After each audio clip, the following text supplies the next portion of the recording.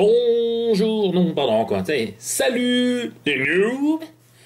Ça fait longtemps qu'on s'était pas vu, un petit trollcast, pour vous présenter aujourd'hui le Sony Xperia T, voilà, machin. Téléphone donc Sony Xperia T, donc téléphone de James Bond, mais bon, c'est pas du tout ça qu'on va mettre en avant aujourd'hui. Téléphone qui tourne sur Android 4.0. quelque chose, peu importe. On a un processeur Qualcomm Snapdragon S4 Dual Core en 2 fois 1.5 GHz. On a une mémoire interne de 16 Go extensible via micro SD. C'est tellement une révolution chez Sony qu'il faut le souligner. Batterie inamovible, maintenant ça devient malheureusement un petit peu commun, c'est très dommage, mais on verra après qu'au niveau autonomie, il ne s'en sort pas trop mal.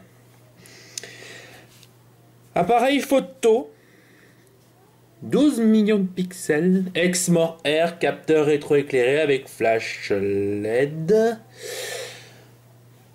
Voilà. L'écran, on va être sur une résolution HD, donc 1280 par 720p.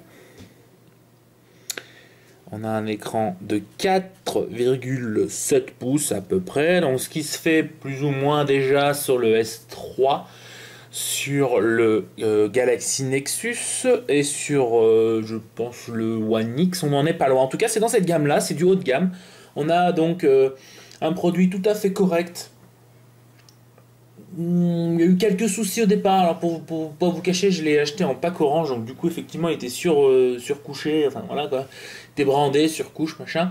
Et donc ça j'ai tenu une semaine et j'ai dégagé, et là je suis sur mon ROM stock parce que du coup c'est un peu moins lent. Donc j'avais des lenteurs dans le launcher quand je revenais par exemple d'une appli X ou Y, quand je faisais retour. J'avais une lenteur ici, ça m'était affiché. Donc là, le launcher, c'est un launcher alternatif, hein, c'est passe par Apex parce que ma suite base, c'est voilà, c'est pas terrible quoi. Hein. Celui-ci est vraiment sympathique. Voilà. Donc au niveau résolution, comme vous pouvez le voir, on a quelque chose de oh là, nouveau caméscope, on a quelque chose de relativement correct. On fera la mise à jour. J'en suis pas certain. Mise au point plutôt. Voilà. Donc, il y a quand même, c'est très correct. On a une densité de pixels qui est tout à fait honorable. Donc ça c'est le tour du propriétaire. Rapidement, pas de prise HDMI comme on a eu l'habitude sur les Arc S, peut-être même sur le Sony Xperia S, faudrait vérifier. Donc câble micro USB qui fait à la fois aussi MHL, donc pour brancher sur l'ordinateur. À noter que le câble MHL n'est pas fourni. Jack de très bonne qualité d'ailleurs, quand on enfourne dedans une prise jack, on a quelque chose qui tient bien. Un suppresseur de bruit micro extérieur. Devant on a la webcam. Voilà. Sur l'autre côté on a un bouton power, ma foi fort mal placé, puisque quand il est dans la poche en mode Walkman, quand on veut monter le son, on a tendance à allumer l'écran, c'est un peu pénible. Et un bouton photo. Alors ça c'est totalement une révolution. Ça c'est... il faut le laisser, il faut le remettre, c'est pratique. Il y a la petite trappe. Hop. It's a trap. Voilà, avec micro SD et micro SIM. Tout ce qui est micro, c'est micro. En général, il n'aime pas trop que je touche la trappe. J'essaie de pas trop le faire bugger. Pour vous montrer ensuite à quoi ça ressemble. Alors, deux, trois petites choses intéressantes, c'est que là, finalement, on a carrément les boutons qui sont des boutons virtuels. Donc ça, c'est sympa, voilà, à la manière d'un Nexus. Mais la surcouche Sony apporte quelque chose de relativement sympa. Pour l'instant, je m'en sers pas spécialement, mais c'est quelque chose qui peut être intéressant par la suite. C'est dans le menu des tâches, on va pouvoir supprimer, donc, comme d'habitude, des applications. Allons-y. Voilà, comme on fait d'habitude. Mais aussi, on va pouvoir avoir des petits widgets, un petit peu à la manière de la surcouche TouchWiz sur tablette. On va pouvoir avoir des widgets par-dessus, si vous voulez. Pas plus d'un par contre, qu'on peut modifier, qu'on peut bouger. Du coup, ça peut faire des petites choses sympathiques. Pourquoi ils ont été les fourrés là, je ne saurais pas vous dire. micro-appli, machin, donc on peut en installer d'autres. On a le dictaphone ici, donc c'est pratique pour enregistrer les gens qui racontent des bêtises. Ça, c'est pour l'horloge.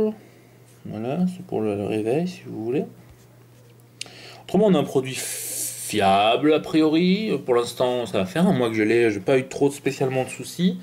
Au niveau autonomie, on a des autonomies tout à fait correctes, c'est-à-dire qu'on va tenir une bonne journée en utilisation correcte, voire enfin, pas excessive, mais intéressante.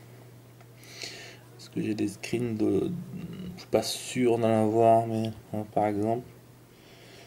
Là, il me restait 30% à peu près. Sachez que mes tests sont effectués à un endroit où je capte très mal. Et donc en activité, je m'en suis servi relativement correctement. Donc on a un bon 9 heures sur batterie, donc c'était pas mal. Ça vaut pas un Note 2 a priori. Hein. Qu'est-ce que je peux vous dire de bon sinon au niveau de l'appareil photo, j'arrive pas encore à faire des photos moins floues. Je suis régulièrement confronté à ça, c'est-à-dire que mes photos vont être vraiment floues. C'est-à-dire que j'aurais beau pas bouger, à un moment donné, il y aura du flou, quoi.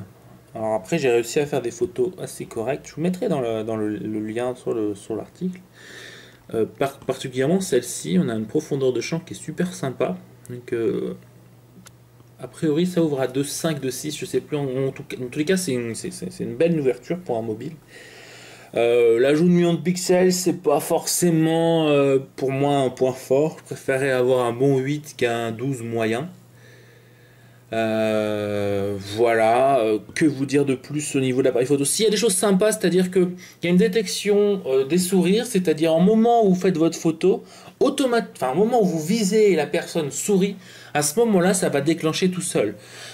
C'est bien, oui. En revanche, il y a quelques problèmes de ce côté-là, c'est-à-dire que parfois, ça va se déclencher alors qu'il n'y a personne sur la photo, il n'y a pas de personne qui sourit, il n'y a même pas un chat qui fait une risette, il n'y a pas de tout ça. Il n'y a pas.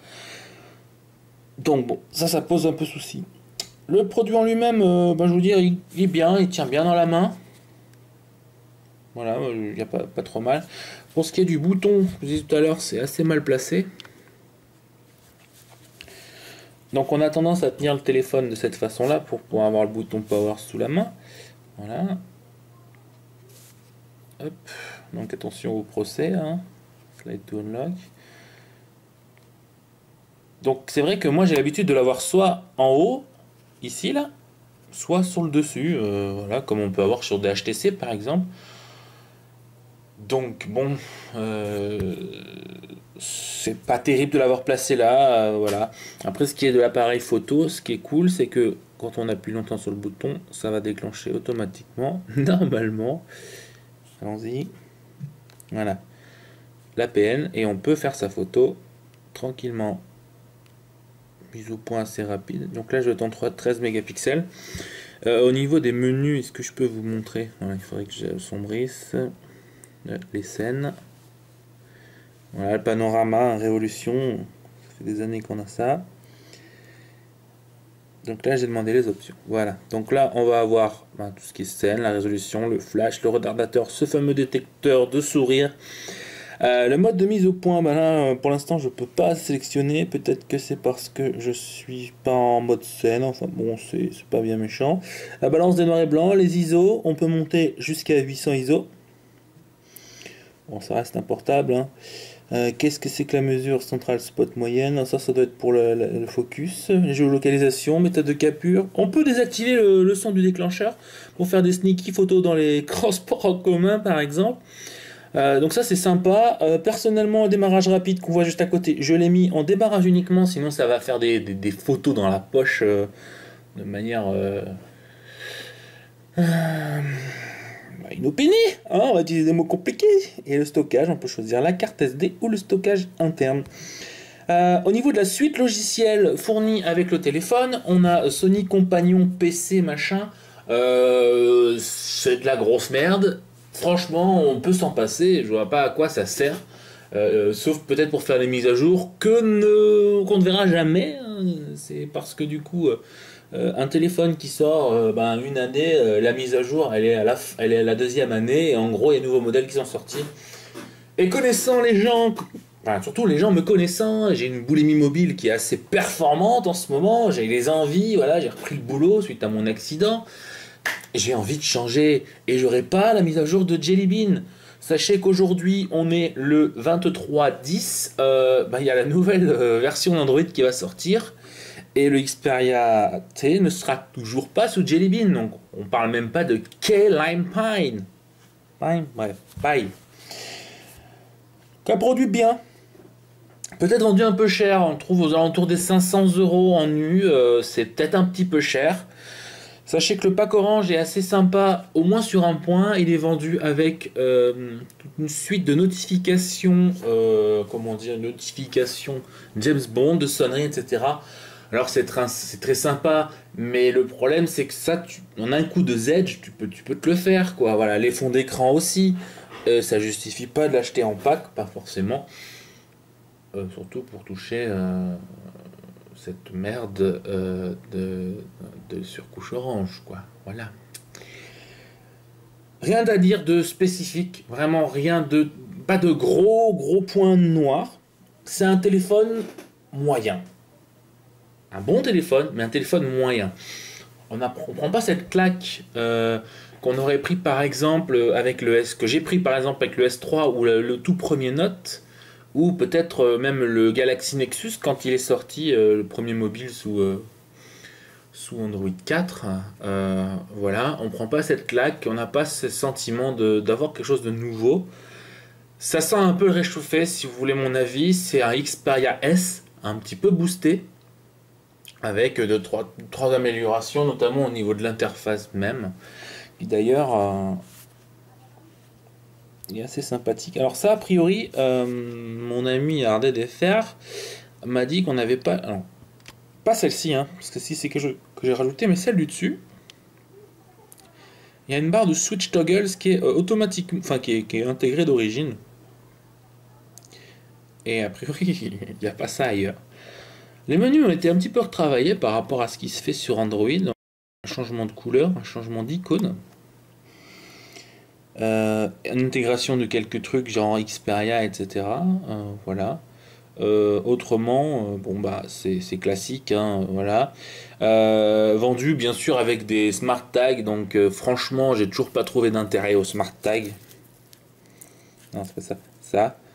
Franchement, ça sert à rien. Voilà, il faut trouver quelque chose qui va servir à quelque chose, qui va servir à avoir une utilité vraiment propre. Le problème, c'est que pour l'instant, le NFC c'est pas répandu et c'est surtout pas fiable dans le sens où par exemple, pour le paiement sans contact, il y a encore quelques exploits et mettre son compte en banque entre les mains d'un système qui est pas fiable, c'est pas forcément recommandable. Donc le Xperia T, pour résumer, parce que là on va terminer là, il n'y a pas de troll à avoir sur ce modèle là, peut-être à part le prix et le fait que ce soit un téléphone au prix des téléphones actuels, sachant que pour moi c'est un téléphone qui a un an, hein, au niveau des caracs. L'optimisation logicielle n'est pas si poussée que ça. Et voilà. Et au niveau du suivi des mages, on aura des gros problèmes. Donc, si on devait donner une note, aller en étoile, comme ça se fait un petit peu partout, je mettrais 4 étoiles sur 5 pour la raison que c'est un téléphone qui est cher pour ce qu'il propose. Autrement dit, on doit pouvoir trouver aussi bien moins cher. Je pense notamment au Laser Cloud Mobile, voilà, qui est un produit assez sympathique pour le prix. Sachez que j'en ai pas parlé, mais ce téléphone là est compatible H plus 42 mégabits, donc à l'instar du Motorola Razr HD, avec lequel j'ai beaucoup hésité, hein, sans vous cacher. Mais les Motorola ayant eu déjà un Atrix et avoir été beaucoup déçu, j'aurais beaucoup préféré avoir un Sony, notamment au niveau de l'appareil photo, puisqu'a priori le 8 mégas du Razer casse pas des briques. Voilà, allez, à plus les noobs, bonne journée à vous.